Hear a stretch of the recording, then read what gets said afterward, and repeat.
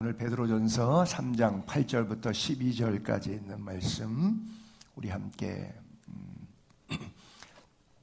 저와 여러분이 오늘 교독 이렇게 같이 할게요. 제가 먼저 베드로전서 3장 8절을 읽기 시작합니다. 마지막으로 말하노니 너희가 다 마음을 같이하여 동정하며 형제를 사랑하며 불쌍히 여기며 겸손하며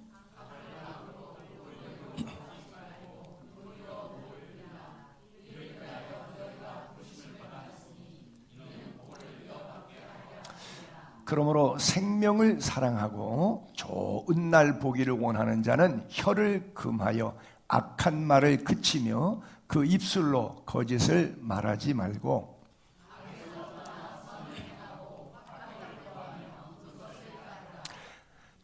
다같이 주의 눈은 의인을 향하시고 그의 귀는 의인의 간구에 기울이시되 주의 얼굴은 악행하는 자들을 대하시느니라 하였느니라. 아멘. 자, 우리가 지금 지난주부터 오늘 둘째 주인데 10주간 새생명 즉 새생활 캠페인을 벌이고 있어요. 팔찌 다 차셨죠?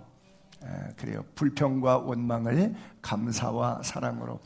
밤에 보니까 야광으로 잘 보이죠? 어이 깜짝이야. 너무 화난다고 이거 버섯 던지면 안 돼요.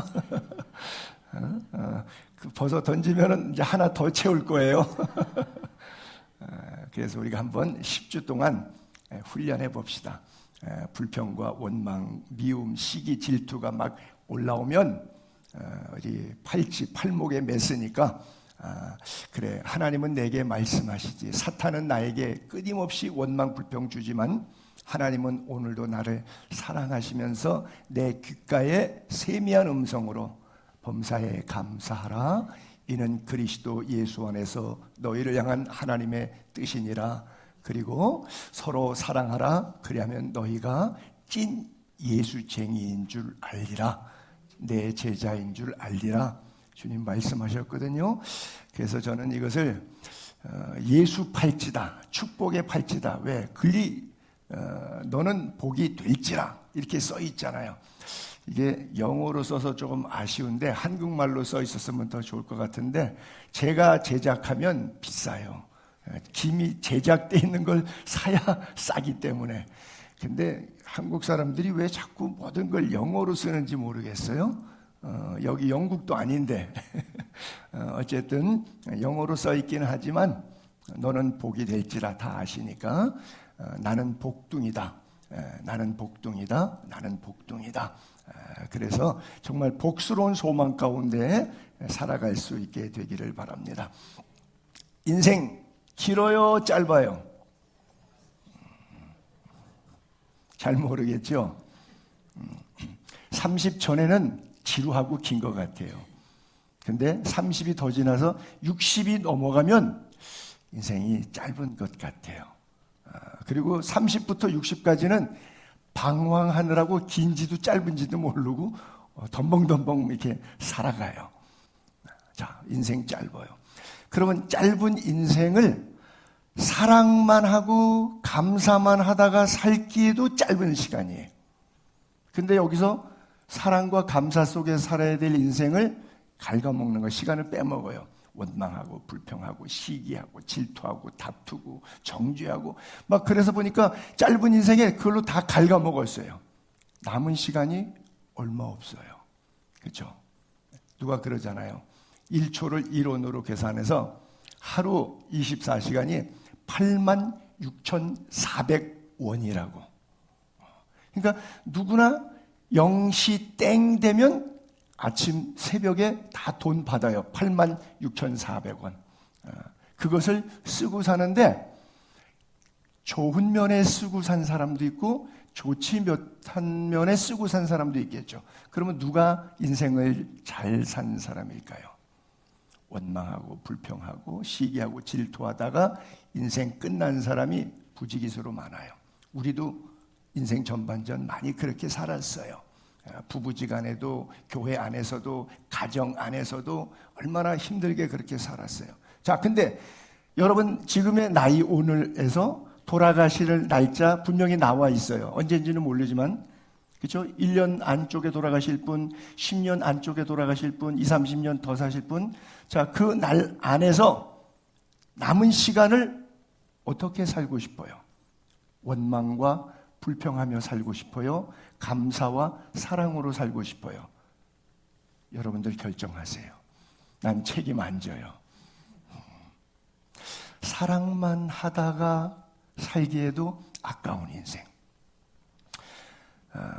어떤 그 분을 나름대로 잘 사시는 분인데 그리스에 있어갖고 주재원으로 있어서 제가 집촌에 한번 구경 가겠다고 해서 한 3차례 따라가셨던 분인데 뭐 그분 삼성 지사장이니까 잘 살죠. 좋은 집에 좋은 차 타고 잘 살죠. 여유 있죠. 집시촌에 한 3번 갔다 오시더니 3번째는 그런 말씀 하시더라고요. 구경 삼아 저를 따라왔는데 예수 안 믿으시는 분이니까 목사님은 인생을 참 힘들게 사세요 그래요. 무슨 얘기냐. 인생이 짧은데 맛있는 거 먹고 좋은 데 여행 가서 즐겁게 살기에도 너무 짧은 인생인데 맨날 집시촌에 가가지고 삶이 힘들고 그들과 함께 흙바닥에서 그냥 먹고 자고 전도한다고 그렇게 살다 보면 목사님도 인생은 똑같은 인생인데 잘 먹고 잘 살고 좋은 것만 보고 살기도 짧은 인생인데 그런 거 힘든 것만 보고 많은 시간을 그렇게 소비해야 되니까 목사님 너무 힘들게 사시는 것 같아요 라고 그러더라고요. 맞아요? 틀려요? 맞는 분도 있고 틀리는 분도 있어요. 그건 여러분 생각대로 하시면 돼요. 어쨌든 안타까운 것은 현대인들의 가치관은 즉 행복의 기준이 뭐냐? 돈이에요. 그렇죠? 여러분들도 그래요? 아니요. 예수쟁이들은 그러면 안 돼요. 여러분들이 나 행복하고 좋다. 그 기준이 돈이 있음과 없음이었으면 안 되고요. 그 안에 예수 있음과 없음이어야 돼요. 예수 안에는 다 있어요. 진정한 행복도 있고요. 진정한 평안도 있고요. 하나님의 얼굴을 우리에게 비춰주기 때문에 오늘 우리에게 은혜와 평강이 있습니다. 그 사람들이 크리스찬인 것 같지는 않은데 잘은 모르겠어요. 사생활 문제니까. 헨리 포드라고 하는 사람, 자동차 최초로 만들어서 대중화시켜서 지구상에 자동차가 굴러다니게 된 포드라고 하는 사람, 헨리 포드라고 하는 사람. 그 사람 집 가보면 너무 놀래요.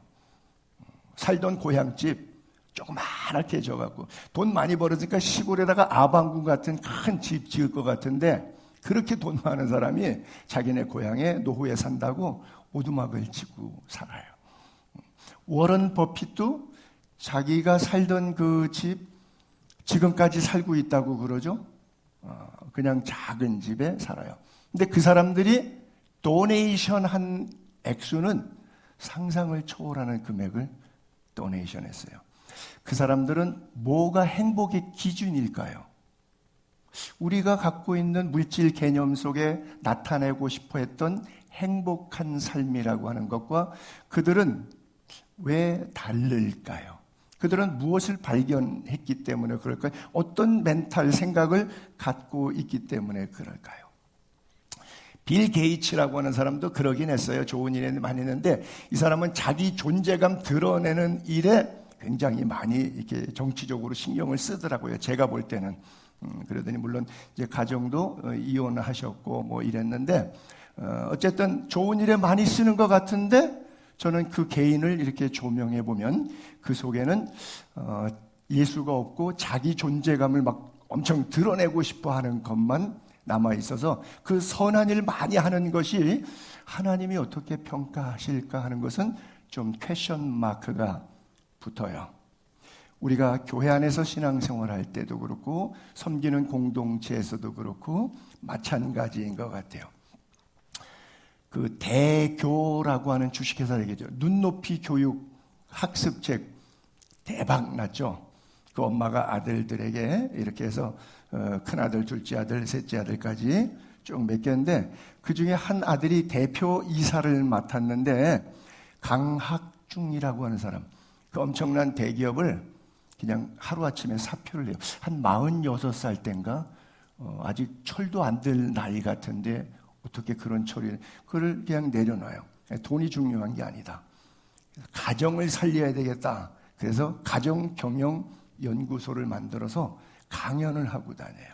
그래서 하우스, 집이 중요한 것이 아니라 패밀리, 가족 구성원이 중요하다는 것을 강연을 하고 다녀요. 무엇이 소중한 것인지를 깨닫는 순간 돈 하고 살았던 그 인생이 핵심 가치, 인생의 생명의 근원을 붙잡는 거예요. 무엇이 우리를 그렇게 만들까요? 저는 그렇게 표현해 보고 싶은데, 성막이 있는데 가장 중요한 포인트가 지성소예요. 그래서 우리의 가정은 지성소다. 조금 이 표현 자체가 이단성이 있는지는 제가 잘 모르겠는데, 하나님께서 우리에게 가정을 주시고 아담에게 하와를 주시고 자녀들을 주셨던 것처럼, 그리고 성막을 주시고 그 안에 지성소를 주셨던 것처럼, 가정이라고 하는 것은 우리 인생에게 주신 하나님의 지성소와 같은 곳이다. 가장 거룩한 것.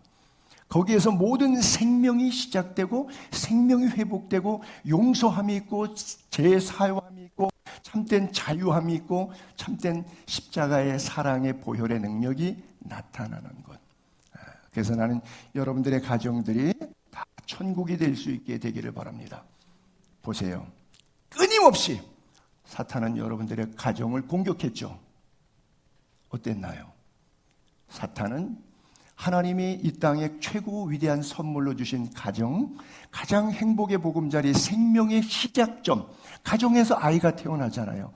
생명의 시작점이에요. 영적인 지성소예요. 얼마나 공격 많이 당했습니까?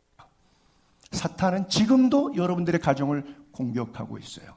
그래서 이 가정은 지킬 가치가 있는 하나님의 보물 창고 지성소예요.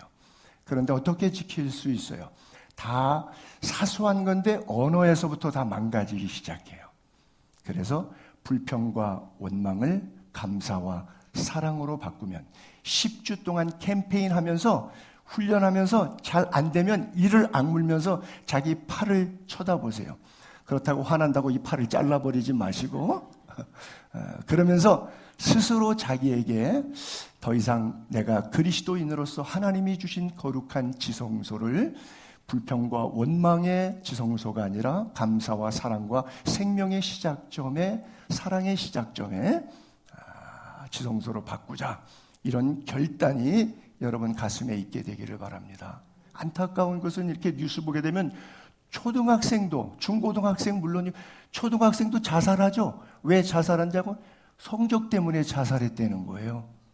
아니, 학교가 얘를 어떻게 가르치고 가정이 이 아이를 어떻게 교육했고 부모가 이 아이에게 무슨 말을 어떻게 가르쳤는데 초등학생이 성적 때문에 자살을 해요. 이 사회가, 이 가정이, 이 부모가 어떤 멘탈을 가지고 지금 이 땅을 살아가고 있어요. 이게 옳은가요? 옳지 않죠. 바꿔야 합니다. 예수 그리스도 안에서 우리의 가치를 잃어버렸던 하나님의 형상을 다시 회복해야 돼요. 교회도 성도님들 다니는 데도 마찬가지예요. 교회 나오는 성도님들 가운데 예수 그리스도가 누군 줄 모르는 분들, 천국과 지옥을 모르고 믿지도 않는 분들, 그냥 교회가 자기 존재감을 드러내는 놀이터에서 재미있었다, 재미없었다, 왔다리 갔다리 하면서 늘 헷갈려하는, 예수 그리스도가 그 인생의 주인이 아닌 사람들이 교회 안에 모이니까 그런 사람들끼리 속에서 인간 냄새가 막 서로 부딪히니까 구린내가 막 나는 거야. 너무 힘든 거예요. 서로가 서로를 찌르는 거예요. 왜? 예수 그리스도가 그 인생의 주인님이 아니시니까. 교회는 하나님의 집이고 예수 그리스도의 핏값으로 사신 몸이에요. 그래서 성전이라고 그렇게 말하죠. 교회는 지상 천국이에요. 늘 목회하면서 교인들에게 제가 미안한 게 그거예요. 교인들이 교회 오면 천국이 따로 있는 게 아니구나. 야, 이 분위기, 이게 천국이로구나. 이렇게 리더가 리더십을 발휘해서 교회 예배당 분위기를 그렇게 만들어 놔야 되는데 제가 잘 그걸 못하잖아요. 그러니까 교인들이 교회에 와서 천국을 느끼고 가면 이게 제대로 된 교회고 제대로 된 목사인데, 교인들이 교회에 왔는데 원망, 시기, 불평, 질투 이런 것만 서로 느끼고 갈등하다가 돌아가면 목사가 목회를 잘못하고 있다는 100% 증거이고, 그 교회 건강하지 않은 사람의 집단이지 그리스도의 몸은 아니다. 결론은 100%입니다. 0.1%도 틀리지 않아요. 그래서 늘 성도님들한테 미안해요. 오늘부로 사표 쓰고 내려가야 되겠죠? 좋은 건강한 교회들 많은데 이 삼각교회, 이것도 교회라고 와주셔서 저를 목사라고 인정해주고 제 설교도 설교라고 들어주는 여러분들이 정말 고맙습니다. 그래요. 우리 한번 바꿔봅시다. 불평과 원망을 감사와 사랑으로. 예배당이 크고 화려해도 그 속에서 예배하는 사람들, 찬양하는 사람들 마음속에 시기, 질투, 원망, 불평이 있다면, 사랑의 마음이 아니라 미움의 마음이라면 그것은 교회가 아닐 것입니다. 감사와 사랑으로 우리의 삶을 아름답게 가꾸어 나가기를 바랍니다. 그런 의미에서 성경 그대로 말씀드리면 하나님을 사랑하고 이웃을 내 몸처럼 사랑하는 교회. 그죠? 그래서 쉐마라 그러죠. 우리 김동욱 집사님이 열심히 잘 외우시는 구절. 그렇죠? 너는 마음을 다하고 뜻을 다하고 힘을 다해 내 하나님 여호와를 사랑하라 그러잖아요. 그런데 이 사랑이라고 하는 주제를 얼마나 각인시키고 싶어 했는지 마음에 새기래요. 자녀들에게 부리짖으니 가르치래요. 그리고 손목에 매어 기호를 삼으래요. 저 구절 때문에 제가 인용했어요. 손목에 매래요. 그래서 기호를 삼으래요. 미가는 이 눈썹 밑자니까 여기 사이에 이마에다가 이렇게 붙이는 거예요. 다음 주는 이것까지 할까요? 그리고 문설주에다가 기록하려는 거예요. 이게 문설주에다가 기록하는 요게 이제 자주라고 하는 것인데, 저 이마나 손목에 매는 거는 테필린이라고 하거든요. 하나는 저기 두 개라서 하나는 이마에 미간에 붙이고 하나는 손목에 매는 겁니다. 지금도 이스라엘 가면 다 저거 하고 있어요. 유대인들은 그 유래를 6월절에 10번째 재앙에서 죽지 않고 살아나는 저기서 배경이 나오죠. 그래서 문에다가 이걸 갖다가 이렇게 붙이죠. 보통 이스라엘 집에는 이거 없는 집 없습니다. 들어가는 문설주에 이거 다 붙여놨는데, 이 속에 신명기 6장 쉐마, 지금 성경 구절 읽었던 요게 요 안에 써서 넣어 있어요. 그리고 거기다가 들어가 있어요. 이거 내가 한 10대 개 사다가 우리 성경 퀴즈 할 때 하나씩 우리 교인들 줬는데 시간이 꽤 지나서 받은 분도 있고 안 받은 분도 있을 것 같은데 한 번 더 해야 될 것 같아요. 저건 재밌게 하기 위해서 어떤 사람은 건물에 저렇게 크게 갖다가 붙였어요. 보통 이렇게 작은데, 자, 이게 이제 하나는 이마에 미간에 붙이고 하나는 손목에 거는 테필린이라고 하는 것인데 이마에 붙였죠. 손목에 붙였죠. 우리는 한 줄인데 이거는 아주 똘똘똘 팔 전체를 감아버렸어요. 이렇게 하나만 해도 될 것 같은데 저거는 아예 그냥 손목을 전체로 감아버렸어요. 자, 이것을 저는 이제 한국 단어에서, 이게 물론 중국 춘추 시대 때 오나라하고 월나라 두 나라의 왕들이 서로 싸우기 위해서 했었던 건데, 와신상담이란 말 많이 들어보셨을 거예요. 절치부심하는 그런 걸 와신상담이랬는데, 그 신자가 이 풀섭 진짜 뭐냐면 장작더미예요. 장작더미. 누울 왔자. 장작더미. 여러분, 침대에 눕는 게 편할까요? 장작더미에 눕는 게 편할까요? 그러니까 일을 가는 거예요. 일을 가는 거예요. 그 다음에 상담은 문 앞에다가 쓸개를 걸어놓고 들어갈 때도 혀에다가 대고 나갈 때도 혀에다가 대고 들락날락 할 때마다 쓸개를 혀 끝에다 대고, 그러면 어떻게 돼요? 아주 죽죠. 죽어. 그래서 와신 상담한다. 절치부심 노력해서 그것을 결국 이룬다는 뜻인데, 그림을 이렇게 해서 칼을 가는데 와신하고 상담. 왜 이 얘기를 굳이 이렇게 테필린과 함께 이스라엘과 중국 이야기를 여러분들에게 예화를 쓰냐면, 이게 오늘 우리에게 필요해요. 이거 아무것도 아니라 손목에 맸지만, 이거 장난감에 불과하지만 10주 동안 여러분들이 실천하는 거예요. 정말 와신상담 하시는 거예요. 그래서 이 버릇이요, 부부지간에도 대화하다 보면 그거 왜 그랬겠어? 하지마! 이런 식으로 평소에 말하던 사람은요, 평서문으로 이야기할 때인데, 하지 마세요. 거기다 놔주세요. 이렇게 하면 될 걸. 하지마! 거기다 놓으라 그랬지! 이게 그냥 습관으로 나가버려요, 그냥. 왜? 안 고쳐져요. 사람이 그딴 감정이 상하지도 않고 나쁘지도 않았어요. 근데 이렇게 나가버려요. 왜? 이게 평생 습관이 돼버렸으니까. 이 습관을 10주 동안 한번 이 팔목에 매서 여러분들이 한번 고쳐보자는 거예요. 안 고쳐지면 제 팔자고.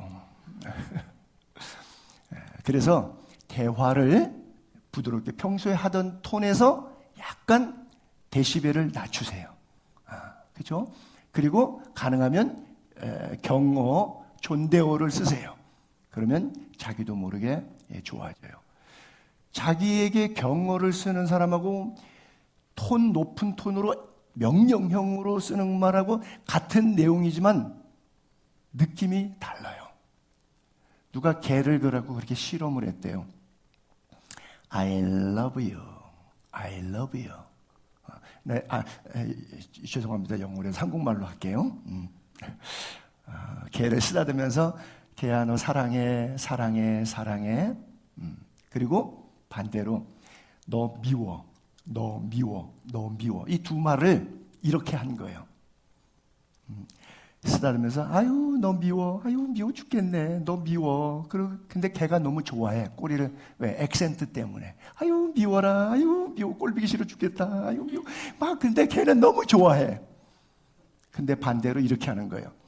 너 사랑해, 너 사랑한다고, 사랑해. 그러니까 걔가 놀래가지고 막 짖어요. 아니 사랑이 좋은 건지 미운 게 좋은 건지 걔는 모르나 봐. 근데 실험으로 하면 돼요, 안 돼요? 그거를 남편에게, 아내에게 해보세요. 그렇다고 개 취급하지 말고. 그래서 인토네이션을 조금 이렇게 낮추시고 조금 부드럽게 경어를 쓰면서 여러분들이 한번 트라이 해보세요. 그래서 감사와 사랑의 언어로 한번 바꿔보세요. 그래서 여러분들이 내가 내 가정을 믿음으로 변화시키겠다고 하는 하나님의 잃어버린 형상을 회복시켜 보겠다고 하는 결단과 의지가 너무 중요해요. 그냥 한 주 만에 듣고 그래야지 그러면 안 고쳐질까 봐 제가 10주를 잡은 거예요. 그래서 또 집에 가면 잊어보니까 팔에다가 수갑을 채운 거예요. 꼭 잘 기억하세요. 그래서 왜 우리가 불평하고 원망하는가? 내 마음대로 안 되니까. 그렇죠? 그리고 내가 볼 때 악을 행한다고 생각하기 때문에 그래요. 그래서 이스라엘 백성들이 40년 동안 참 원망 많이 하고 살았는데 하나님께서 그 민족을 향해서 원망하지 말라. 원망하면 망해. 그래서 이것이 샘플이 되게 해서 깨우치기 위해서 원망하지 말라 그랬어요.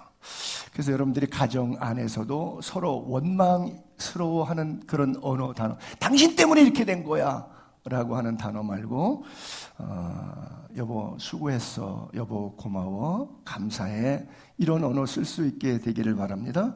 신문 기사에 홍성현이라고 하는 사람의 기사가 있어서 한 토막 예화로 쓸게요. 기사 내용이 그런 거예요. 예비군 훈련장에 가서 만난 중학교 동창이 있는데 막 자랑을 하더래요. 증권 주식 막 투자해갖고 수십억 벌었다고. 하루 종일 그 얘기를 듣고 나니까 마음이 뺏긴 거예요. 그래서 자기 돈 다 모아갖고 7천만 원을 이 친구를 전달한 거예요. 나도 한 1, 2억으로 만들어 달라고. 그 다음부터 그 친구가 전화가 연락이 왔대. 잠적이 됐어. 너무 화가 나고 분노가 머리까지 해서 부부싸움이 될 거 아니에요. 그러니까 집을 나가버렸어.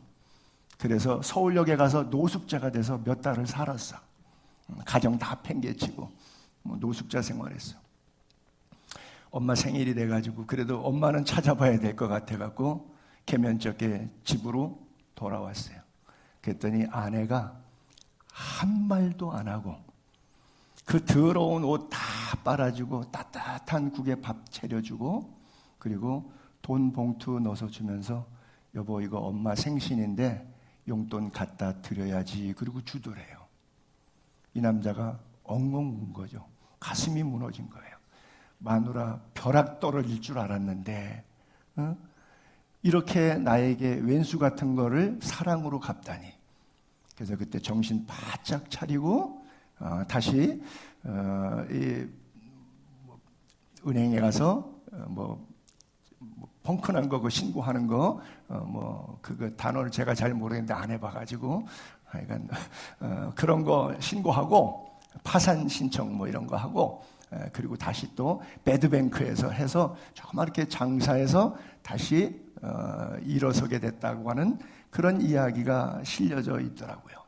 그래서 이 글을 읽다가 그래 분노, 미움, 상처로 가득했는데 아내의 사랑의 한마디, 그 사랑의 언어 한마디가 그 감정이 이 남자의 일생을 하루아침에 노숙자에서 정상적이고 건강한 남편으로 만들어냈다.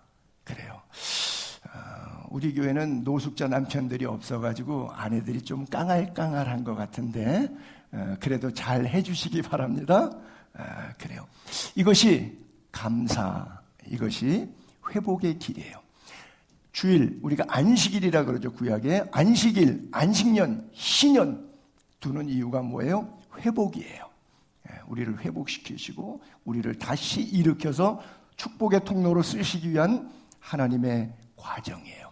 그래서 절대 원망 내려놓고 우리가 시편 37편 성경 암송대회 시작하잖아요. 거기 1절, 7절, 8절에 계속해서 뭐 하지 말라 그래요? 불평하지 말라. 그렇죠? 하나님의 명령이기 때문에 순종하면 복 받는 거고 순종 안 하면 어떻게 되는지 저는 잘 모르겠어요. 저는 늘 순종만 하고 살기 때문에 갑자기 저 비웃음은 뭐지? 그래요. 자, 우리가 어떻게 감사로 바꿔낼 수 있을까요? 성경은 이렇게 권면하고 있잖아요. 원망, 불평밖에 없는데 이게 원망할 일이고 불평스러운 일인데 이걸 어떻게 감사하고 어떻게 바꿔낼 수 있냐고요. 사랑으로. 성경은 그렇게 표현해요. 마지막으로 말하노니 마음을 합하라. 그래서 상대방을 동정. 아까 그 예화를 들었던 것처럼 아내가 남편을 동정한 거예요? 분노한 거예요? 동정한 거죠. 형제를 사랑하며 서로 불쌍히 여기며 엘레이손 불쌍히 여기며 그리고 겸손하며 아유 저 못난 것 하지 말고 당신이 나보다 낫습니다 라고 겸손히 경청하는 자세. 그리고 악을 악으로 너는 혼 좀 나야 돼. 넌 샘플로 한번 맛 좀 봐야 돼. 악을 악으로 욕을 욕으로 갚지 말고 복을 빌어줘요. You will be a blessing. 너는 복이 될지라. 복을 빌어주는 거예요. 우리가 복 빌어주라고 주님이 우리를 먼저 축복의 통로로 쓰시려고 구원해 줬단 말이에요. 우리를 그렇게 불러주신 거예요. 복을 이어받기, 끝말 잇기 하는 식으로. 악한 말로 계속하면 자식들도 부부지간도 계속 악한 말이 서로 부딪혀요. 결국은 갈라치어야 될 만큼 악한 말이. 근데 선한 말, 고마움과 감사의 표현들 하면 상대도 황송해하고 고마워하고 사랑하고 미안해하고 더 잘 못해준 것에 대한 애잔한 가슴을 나누기 시작해요. 그러니까 악순환의 바퀴를 돌릴 것인지 선순환의 바퀴를 돌릴 것인지 성경은 어떻게 할 것인지 복을 이어받게 하라는 거예요. 좋은 말 끝말잇기 하라고 하는 거예요. 즐거워하는 사람들과 함께 즐거워하고 우는 자들과 함께 울고 모든 사람과 더불어 화목해야 돼요. 누가 자식이 좋은 대학 갔다, 좋은 직장 갔다, 뭐 잘 됐다 그러면 그리고 삐져가지고 그 사람하고 별로 안 친해. 그렇죠? 남이 즐거워하면 그 부모가 자식 잘 돼서 즐거워하는 것보다 옆에서 바라보는 내가 더 행복하고 더 즐거워서 더 진심으로 축하해주면 좋잖아.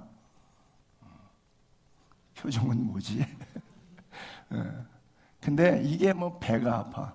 우리말에 사돈이 땅 사면 화장실 가서 막바로 설사한다고 그러더라고요. 그때는 필요한 정로환을 드시면 돼요. 함께 웃고 함께 울고 서로 동정하고 사랑하는 관계, 여러분들의 가정 울타리에서 하시고 그 버릇 그대로 교회에 오셔서 교회 공동체에서도 하시고 여러분들의 삶의 현장, 직장, 이웃 울타리에서 그렇게 해보세요. 그래서 절대 악순환의 바퀴를 돌리지 말고 선순환의 바퀴를 돌리게 되기를 바랍니다. 그래요. 마음 같이 해라.